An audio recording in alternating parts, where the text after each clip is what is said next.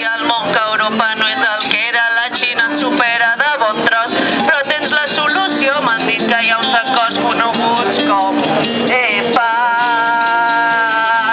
Ens obriran les fronteres i eliminaran la pobresa a l'Àfrica sencera.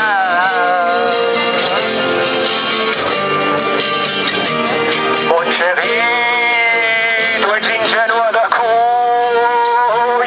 has vist que un acord comercial serveixi per eliminar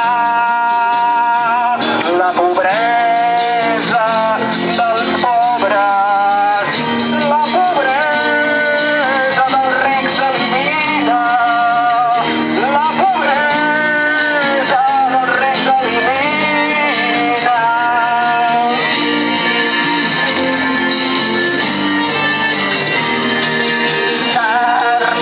Sarco, però què em dius? Digue'm la veritat, o el nostre amor se'n va prendre pel culpable. Quin és el culpable?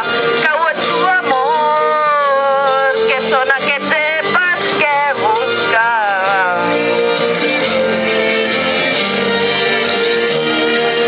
Nena, el FEPAS és un invent per recolonitzar les antigues colònies, per ajudar les nostres corporacions a conquerir mercats emergents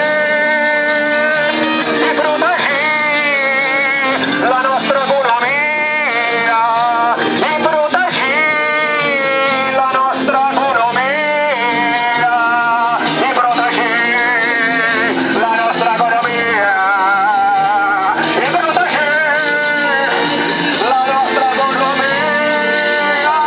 Vamos todos a recolonizar África con los acuerdos de libre comercio de la Unión Europea.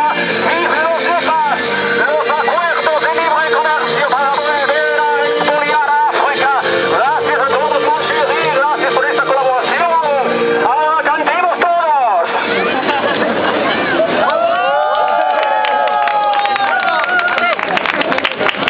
Des de Barcelona diem no als EPAs, als acords de lliure comerç d'Àfrica i la Unió Europea, perquè empitjoraran les condicions laborals dels treballadors i les treballadores industrials a l'Àfrica. La competència entre els mercats laborals atraurà la inversió de les empreses estrangeres, però també farà que la competitivitat també provocarà una forta pressió per desregular les relacions comercials a tot el món, perquè els EPAs negocien d'esquenes a la ciutadania. Molts estats africans ja han signat preacords amb la Unió Europea, però els ciutadans i ciutadanes no n'han tingut cap notícia. Durant l'estiu de 2008, la Unió Europea també ha negociat acords d'associació amb